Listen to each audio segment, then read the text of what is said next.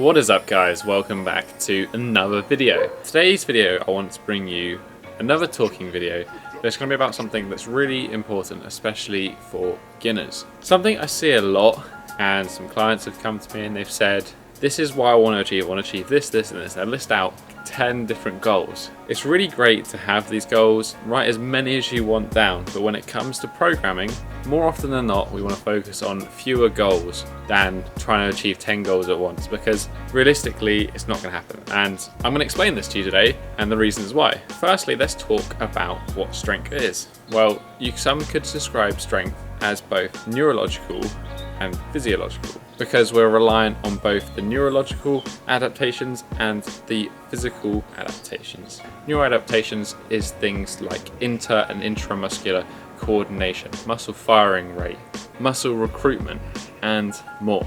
The reason I mention this in terms of less goals and more results is that ultimately, the more you can practice a move, the better you will get at that move. But the better you will also get in that movement type. I'll give you an example. When I was doing a lot of powerlifting, I would bench press quite a bit, but I didn't do too much outside of that bench press. I kind of just stuck to doing bench press. This is when I was in my powerlifting, Olympic lifting days. I was about 85, 86 kilos. I was benching a probably maximum of 105, and I think that may have even been on a decline. So not particularly strong, but I was definitely trying. I then got ill and lost 6 kilos in body weight. Then, because I was so weak, I just went over to bodyweight movement, and this is what started me on this bodyweight journey. Fast forward 18 months, haven't touched a bench press since. It's been training lots of handstand push-ups, dips, push-ups, maybe even a little bit of planche work back then. My friends come over from Ireland, we do a powerlifting competition, and I record, I think it was 120 kilo bench, and I was about the same weight as I was when I was benching 105, but I hadn't touched a bench in over a year. And what was the difference there was this strength transferability. I think that comes down to this neural adaptation. So when we talk about being strong in a range of motion, it's because our muscles are efficient at moving in that range of motion. And this comes down to lots of things, but two main points I want to point out is intra and intermuscular coordination. So let's start with the smallest one. Intramuscular coordination is coordination within the muscle itself. This means the muscle fibers will be firing efficiently. When you're new to training, the muscle fibers within your muscle will fire inefficiently.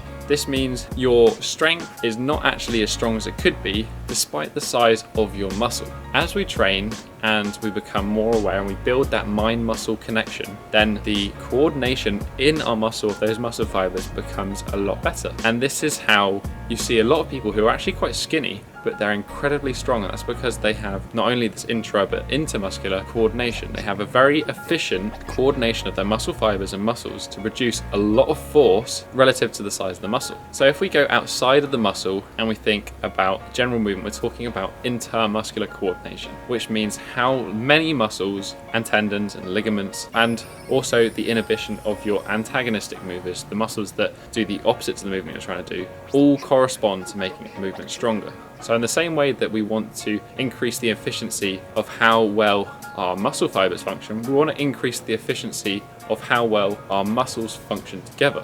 When we're doing a push-up, for example, there is so many different elements to that movement. Everything from your wrist, your forearms, to your triceps, shoulders, chest, are all going to have to be firing at the same time, producing force to move your body up from the floor. The more we train a movement, the better that gets. The same with the intramuscular coordination. But as I said earlier, in the same way that my handstand press-ups and other bodyweight movements translated into a stronger bench press without training the bench press, the same applies to pretty much anything. If it's a similar type of movement, generally getting stronger will improve the other. Just in the same way that if you wanted to achieve dips, doing lots of push-ups would still help increase the intermuscular coordination of your pushing movement pattern, and therefore would translate into doing a stronger dip. So how does then this relate back into our goals? The reason I say less goals and more results is that often you often see people training and they just have so many goals that they want to achieve, and they're trying to achieve everything, running around like headless chickens at the gym,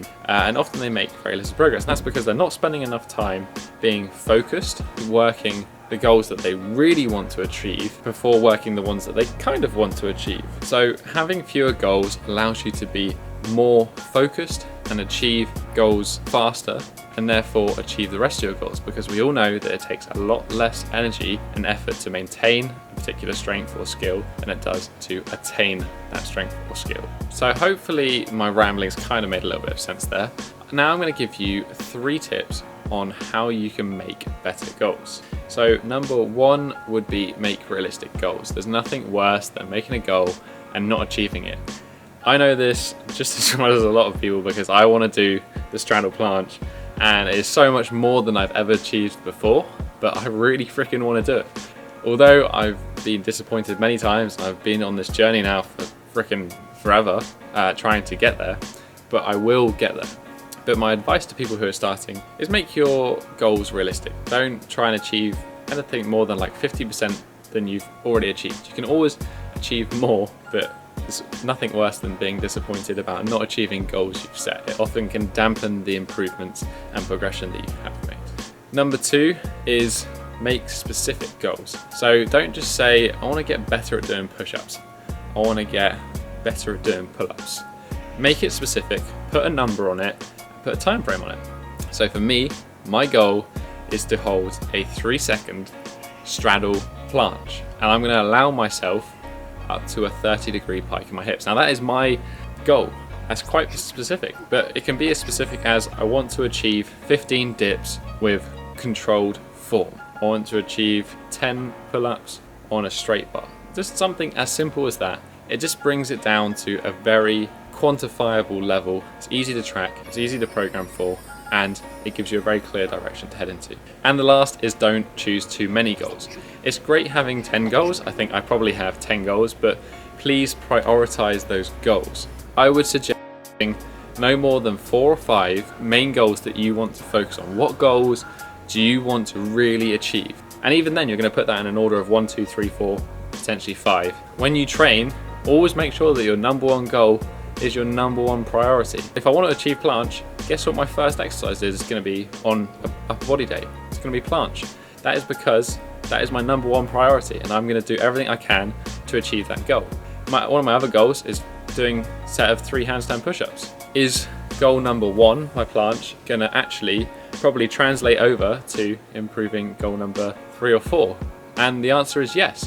When I'm training the planche, I'm going to be training my pushing movement. I'm going to be building strength in my shoulders, my wrists, which is a big thing in forming the handstand push-up. I'm going to be building strength in that general pushing movement. That is definitely going to translate over to the handstand push-up. So there are just a few examples for you guys of what you can be doing at a very fundamental level to help you progress faster. And the answer, I guess, is being more focused. One of my favorite phrases is focus on the few, not the many. And this is something that I apply to in my life as well.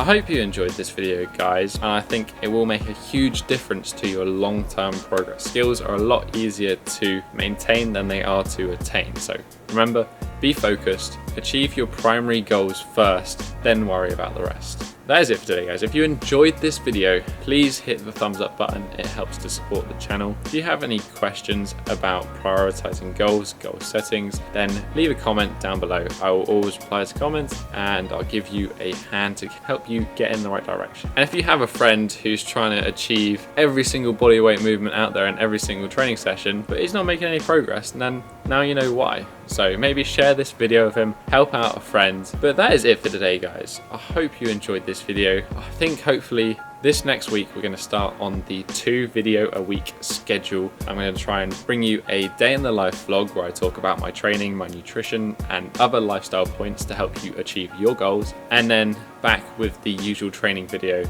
or talking video on Sunday. That is it for today, guys. Have a strong week and peace.